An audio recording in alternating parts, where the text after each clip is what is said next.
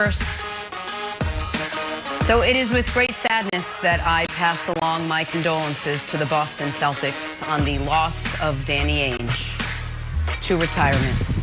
I subsequently pass along my condolences to myself for the end of an era. For those of you who watch the show, you know I was obsessed with the '86 Celtics Bird, McHale, Parrish, DJ, and a two-sport pinup poster-worthy phenom shooting guard named Danny Ainge, 31st pick of round 2 of the '81 draft. Who could forget that draft? I mean, Oh my goodness. that was an amazing draft. Since then, well, it's been one hell of a ride, but this morning it is with a heavy heart that I say goodbye to my childhood crush. I take down the pinups, I roll up the posters, I'm going to put away the bobbleheads. It's over. It's finished. Finally? Here's the healthy news, though. Really? Finally, here is the healthy news. You can take Danny out of the spotlight, but you cannot take away my tweet follow. There's no unfollow. He followed me. It's been 35 years, and I'm going to say goodbye to Danny Ainge this morning. Good luck to you. And Jenna, I'm out. you do know there literally is an unfollow. Like, he literally just hits one button, and then it's gone. Like, that's a thing On that Twitter? exists, right? I do Yeah. Instagram more.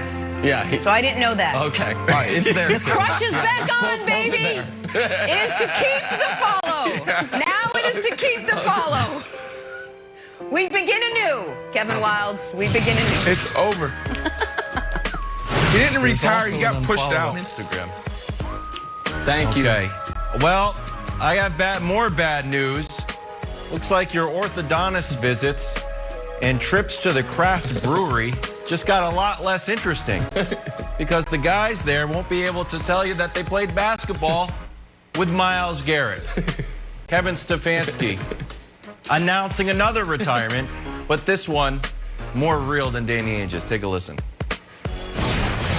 He retired. So congratulations on a great career for Myles. Really proud of him, but he's done. Okay, now look, I don't want to say that this is an indication that we've got problems brewing in the Cleveland Browns organization, but later on, Myles Garrett said, you know what?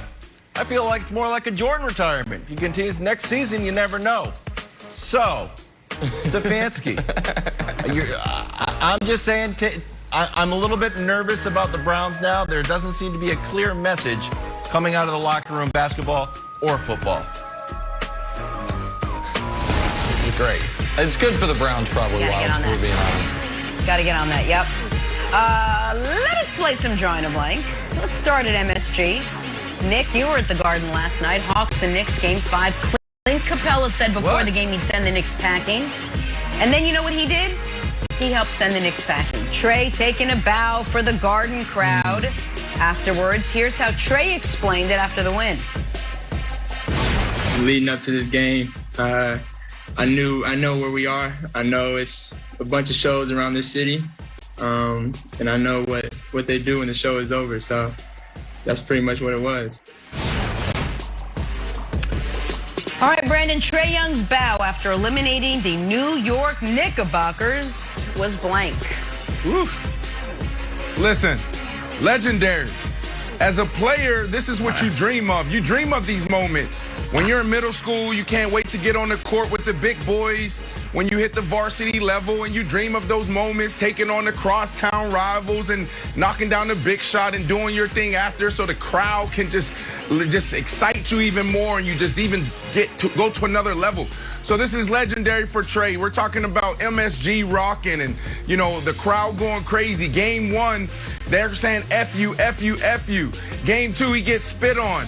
Game 3, he just takes it to a whole nother level. So this is legendary, Nick, and these are the moments where the little kids are watching and they start doing this. They start mimicking this. I'm watching this game with my son, and I'm trying to teach them the fundamentals of the game and what they're doing and being humble. So now Z and Zoe, when they make a big shot, what they're going to be doing is this. So thank you, Trae Young, for disrupting my parenting and what I'm trying to do at home. I love it, but they're just 6. They're going to be doing it. Oh, my goodness. Old man Brandon, think about the children. What example are you setting for the children? All right, so listen. I was there, and my answer is this is infuriating. He's an excellent player. This is a compliment, I promise. But he is so infuriating to watch because you know what he's going to do. You know how he's going to do it. And the defense at times seems powerless to stop it, even though last night I actually thought the Knicks did a decent job against him until the end. But also, Wilds, you know when I knew the Knicks were dead? When I wished I could have pulled my Knicks bet back was when I was walking into the Garden. And Wilds, you know what they were handing out as far as today's chant? It wasn't bleep you, Trae. It wasn't Trae Young is balding. It was, we love Randall. And I'm like, oh. Instead of trying to get in the opposition's head, you're actually just like, no, our alleged star is so in his own head, we need to do like a 18,000 person support group for him during the game. It's like, oh, they're cooked. The Hawks are better. The Hawks know they're better. And it was infuriating to watch, infuriating to bet on. The whole thing was infuriating. 18,000 support group? You got yeah. Piece of paper, Xerox piece of paper that just said "We love Randall" on it, like that was the officially. It said today. It's handwritten. Yes, it was today's chant. We love Randall. I'll send you a picture of it, and then a little paragraph about why they love him.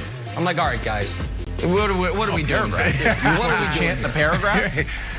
No, it was an explanation, an explainer.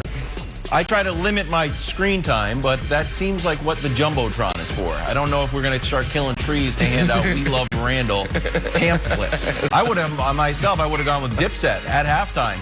Congratulations, you went to a Dipset concert, also got a free basketball game out of it. Look, this totally backfired, and I think Nick touched on it. They tried to get into Trae Young's head, and Trae just was a true New Yorker of just like, keep it moving. You want to throw the ball at me? I don't care. Nerlens Noel, you want to bump into me? Keeping it moving. I think nobody's stock, maybe Luka, but we already thought Luka was amazing. Nobody's stock has risen higher to the point where Trae Young showed out in the world's greatest arena and now has proven, you know what? Not only do, negative influences from the crowd don't bother me, I actually like it. I want more of it. So good job, Trae Young. Right. Too bad you're probably going to get swept next round. Good job. Swept. What?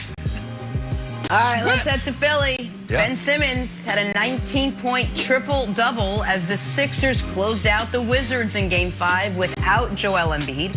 Embiid has a lateral meniscus tear in his right knee that he will now rehab day to day.